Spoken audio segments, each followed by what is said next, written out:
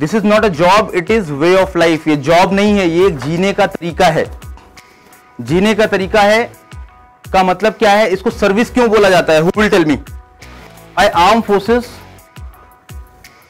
Organisation it is not considered, और the term job is not given to Indian arm forces.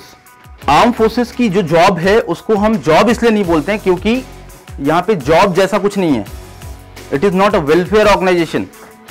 ये welfare organization नहीं है। यहां पे क्या है? ये एक सर्विस है जो रेंडर करने को आपको कहा जाता है सेल्फलेस ड्यूटी है। आप ये नहीं कह सकते that my fundamental rights are being restricted. आप ये नहीं बोल सकते कि मुझे सोने को नहीं मिला, आप ये नहीं बोल सकते। तो ये इस बात को आपको ध्यान रखना है कि आर्म फोर्सेस एक जॉब नहीं है। पहली रिक्वायरमेंट है ये सेंचुरियन डिफेंस एकेडमी की किसी भी स्टूडेंट की, कि आर्म फोर्सेस एक जॉब नहीं है, ये जीने का तरीका है, ये एक सर्विस है जो आप selfless service you are going to render for your organization. अपने लिए नहीं, अपने समाज के लिए, दूसरों के लिए। 12th तक हमें सिखाया जाता है अपने लिए परसेंटेज लेके आने हैं, मेरे दोस्त से ज्यादा परसेंटेज आ जाएं, बट यहां पे रिक्वायरमेंट इज 180 डिग्री चेंज। यहां पे रिक्वायरमेंट इज अगर दोस्त पीछे भी जा रहा है तो उसको हाथ पकड़ के खींचना है। अगर टीम पीछे जा रही है तो leader is, when your team is experiencing crisis then you have to lead from front, when your team is experiencing very good moment then you can lead from back. Very burning example is MS Dhoni. देखा है आपने world cup में जब जीतने के बाद सबसे जो जूनियर होता है उसको क्या किया? कप दे दिया, और आप देखेंगे फोटो में तो वो सबसे किनारे खड़े होते हैं। So that leadership is required. और जब आपकी टीम क्राइसिस में हो तो शेरशाह मूवी आपने देखी होगी जहां पे लीड फ्रॉम फ्रंट, फिर फ्रंट से लीड करना है, क्योंकि मेन ऑब्जेक्टिव क्या है? आपकी टीम को सपोर्ट करना है as a leader, as a military leader. आपको यह प्रूव करना है कि you are the best leader, you are best candidate to be selected for Indian arm forces, that is NDA, because आप अभी एनडीए के लिए जा रहे हैं। Here requirement is not only for your academic profile. हमें यहाँ पे सिर्फ academic profile वाला कैंडिडेट नहीं चाहिए, like you secure 95%, you secure 99%. No, this is not requirement of NDA. Here requirement is unlike JEE, unlike NEET exam, because JEE और NEET exam के result आते हैं तो written basis पे ही ऑल इंडिया रैंक डिसाइड हो जाता है।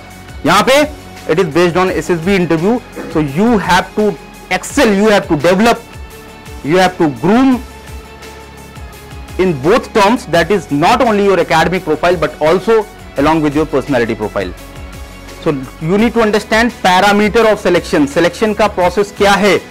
It is not only based on maths में अच्छे नंबर लाना, no, मैथ्स में अच्छे नंबर लाके आप इंडिया क्वालिफाई नहीं कर सकते। आप पीएचडी करिए, एमएससी करिए, पीएचडी करिए आगे जाके, बट यहां पे रिक्वायरमेंट ये है कि आप सेक्शनल कट ऑफ क्लियर करिए, एनडीए का रिटन क्वालिफाई करिए और फिर एसएसबी इंटरव्यू क्वालिफाई करिए। जैसे एनडीए 149 के लिए अब तक मेरे 14 से ज्यादा स्टूडेंट्स क्वालिफाई कर चुके हैं, जिसमें से हाईएस्ट सिलेक्शन रेट्स हैं गर्ल्स बैच के। किसी भी एकेडमी से गर्ल्स के इतने रिकमेंडेशन इस एनडीए कोर्स के लिए नहीं हुए। 4 गर्ल्स अभी तक सिलेक्ट हो चुके हैं। Why? Because of sincerity, because of commitment, because of that determined efforts. आपने देखा होगा लास्ट बैचेस में हमारे 9 बजे 10 बजे तक सेशंस चले थे। आपने देखा होगा लास्ट 3 महीने में कैसे प्रीवियस ईयर क्वेश्चंस को टीचर्स ने 10-10 बजे 9-9 बजे रात तक कराया था। तो you should learn on day 1। This is opening address to all NDA aspirants. या मैं पहले ही आपको आपके तेजस बैच में बताना चाहता हूं कि सेंचुरियन डिफेंस एकेडमी में आपको कैसे ऑप्टिमाइज करना है, ये मैं आपको बताना करने के लिए आया हूं। अभी अप्रैल टारगेट 2023 टारगेट होगा, जिसमें दिसंबर तक हम अपने कोर्स को कंप्लीट कर लेंगे। दिसंबर से पहले भी कुछ सब्जेक्ट्स कंप्लीट हो जाएंगे। एंड लास्ट 4 मंथ्स, क्योंकि इस एनडीए एग्जाम के लिए हमें टाइम ज्यादा मिल जाता है, एनडीए 2 के कंपेयर में एनडीए 1 में टाइम ज्यादा मिल जाता है, because your exam will be in the month of April 2023। अभी हमारे पास टाइम ज्यादा है and we will take it as an opportunity. हम इसको एक अपॉर्चुनिटी लेंगे जिसमें दिसंबर में आपके कोर्स को कंप्लीट कर दिया जाएगा। दिसंबर के बाद में हम सिर्फ प्रीवियस लास्ट 4 मंथ्स में सिर्फ previous year questions, most important questions को ही डिस्कस करेंगे। इस प्रोसेस में मतलब सितंबर एंड अक्टूबर में आपके जीटीओ ग्राउंड के सेशंस होंगे, जिसमें आपको जीटीओ ग्राउंड लेके जाएंगे। We will be authenticating your level of physical fitness, your level of mental courage, and आप ग्राउंड में कैसे परफॉर्म करते हैं, आप ग्रुप में कैसे परफॉर्म करते हैं। बिकॉज इंडिविजुअल आप परफॉर्म अच्छा करते हैं, मॉक टेस्ट में आपके फिजिक्स में अच्छे नंबर आ जाते हैं, that is one requirement. But another requirement, आप ये बात समझ पाते हैं कि नहीं कि जब आपको वर्मा ब्रिज में ऊपर चढ़ाया जाएगा तो आपका करेज फैक्टर डाउन नहीं होना चाहिए।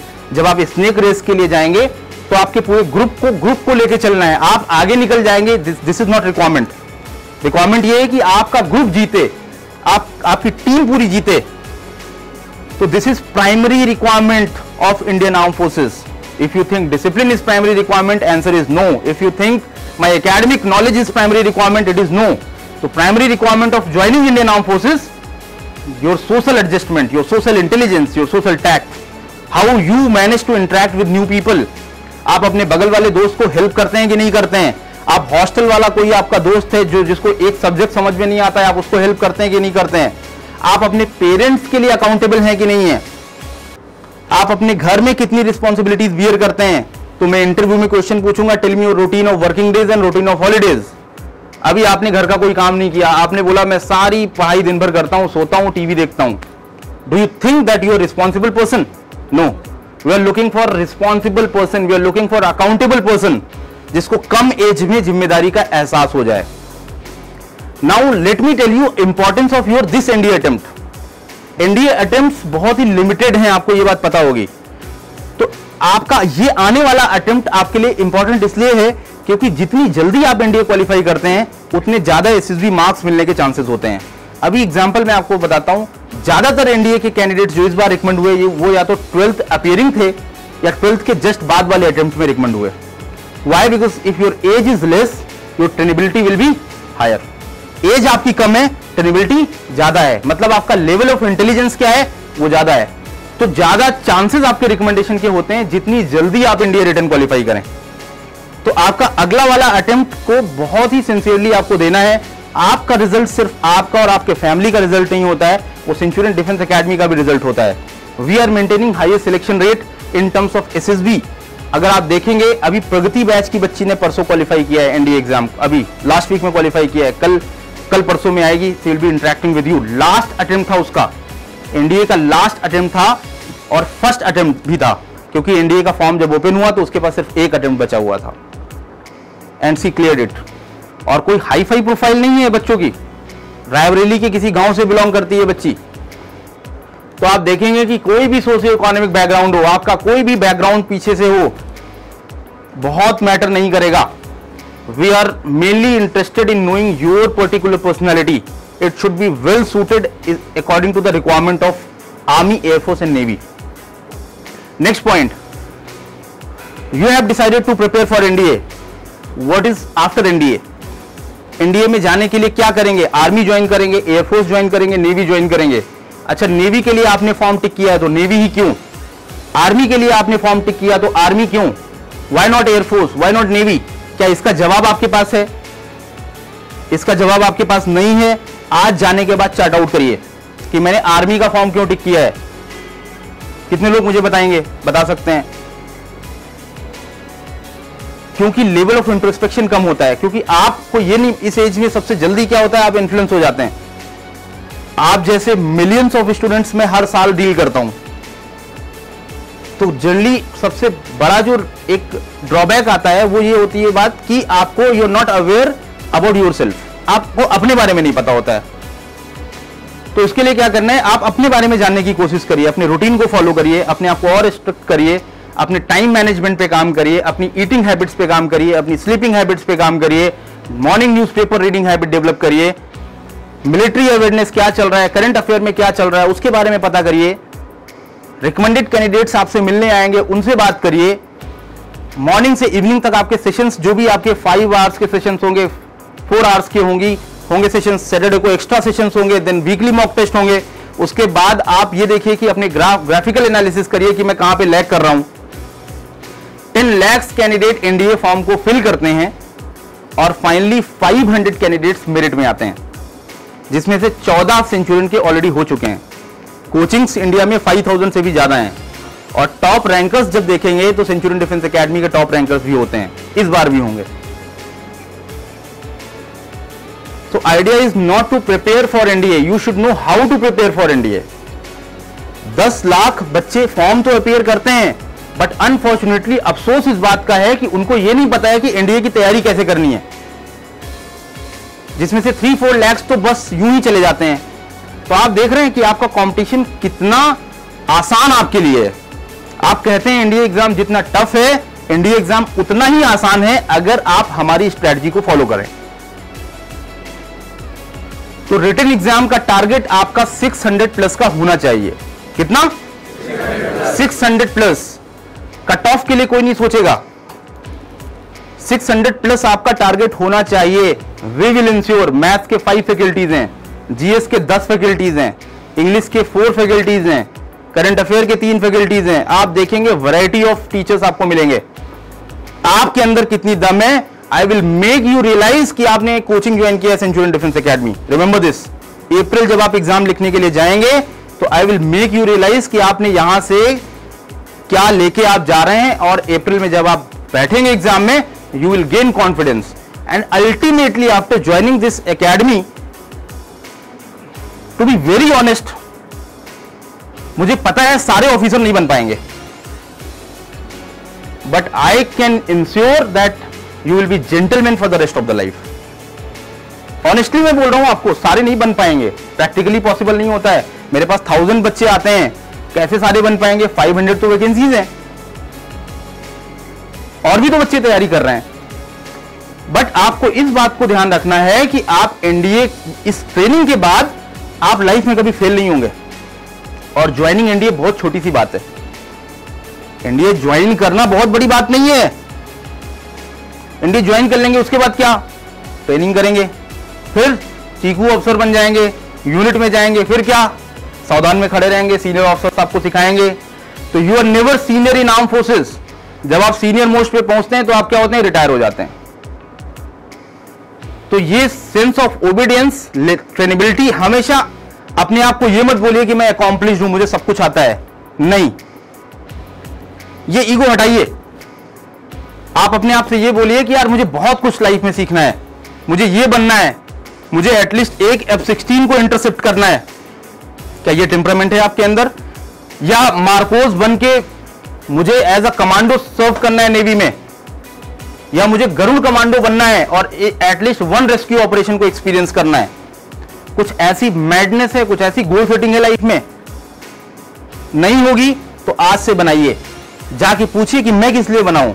हर किसी के अंदर अपना एक यूनिक टैलेंट है।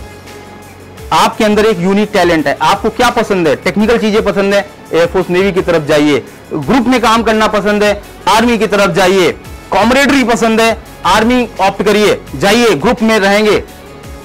कॉम्बैट ट्रेनिंग, रेगुलर ट्रेनिंग पसंद है, मॉर्निंग में वो पीटी भी हो, परेड भी हो, आर्मी जाइए, ज्वाइन करिए आर्मी।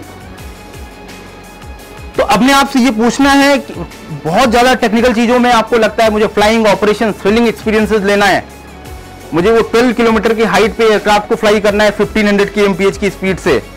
एयरफोर्स जाइए, नेवी एविएशन जाइए, आर्मी के एविएशन भी जा सकते हैं। But you have to think, you have to introspect, you have to ask yourself, आप किसके लिए बने? ये मैं सबसे पहले डे 1 में बताने की कोशिश करता हूं एस्पिरेंट्स को, क्योंकि ये बात मिसिंग होती है। क्लैरिटी रखिए अपनी लाइफ में। और एनडीए क्वालिफाई करना बहुत आसान है। आप अभी रिजल्ट आएंगे रिटर्न के, आप देखेंगे पूरे बैच के कितने बच्चे क्वालिफाई करेंगे। इस बार की प्रिपरेशन इस लेवल पे कराई गई थी, पूरी टीम ने कराई थी, और मैं पूरी टीम को इस बात का क्रेडिट देता हूं कि एक एक सेंचुरियन के आप कोई भी मेंटोर्स होंगे, आप देखेंगे कि वो कितने डेडिकेशन के साथ आपके लिए लगे हुए हैं और लगे रहेंगे, लास्ट तक लगे रहेंगे। लास्ट में जाते जाते बच्चे इमोशनल हो जाते हैं कि सर अभी तक सुबह आते थे, शाम तक जाते थे, अभी तो कुछ नहीं, अभी तो तुम्हारा केवल ओरिएंटेशन चल रहा है, 4 घंटे की क्लासेस चल रही हैं।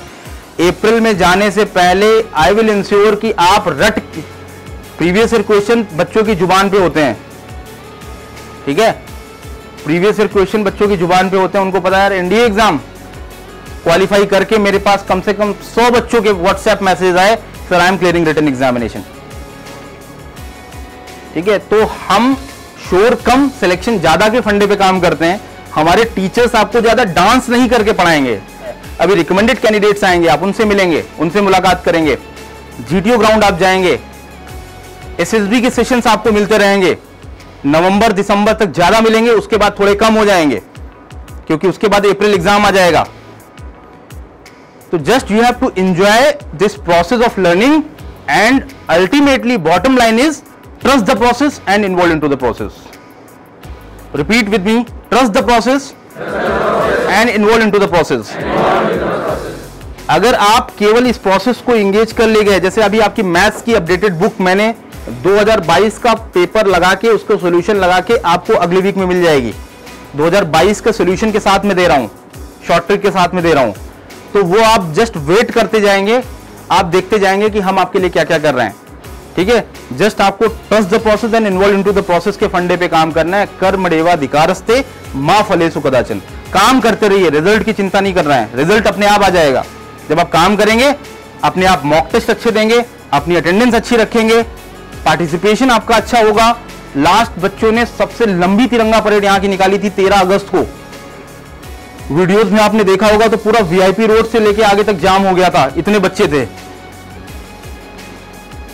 तो जो भी कोई भी ऐसी एक्टिविटीज होती हैं वहां भी पार्टिसिपेट करना है, आगे बढ़ के रहना है, इनिशिएटिव लेना है, डिसिप्लिन में रहना है। लीडर हमेशा, मिलिट्री लीडर हमेशा क्या होता है, टैक्टफुल अप्रोच होनी चाहिए, पोलाइट रहना है, सम्मान करना है, रिस्पेक्ट करना है। दो लोगों का सबसे ज्यादा करना है, अपने पेरेंट्स का, उसके बाद अपने गुरुओं का। ठीक है, तो उनकी ब्लेसिंग्स लेनी है। क्योंकि आजकल जो टेंडेंसी हो गई है बच्चों की, वो क्या हो गई है कि अगर वो किसी का फोन दोस्त का आ रहा है तो उठा लेंगे, और घर से आ रहा है तो बोलेंगे कि मैं पढ़ाई कर रहा हूं, एनडीए की तैयारी कर रहा हूं, मैं बिजी हूं। तो ये एटीट्यूड चेंज करिए।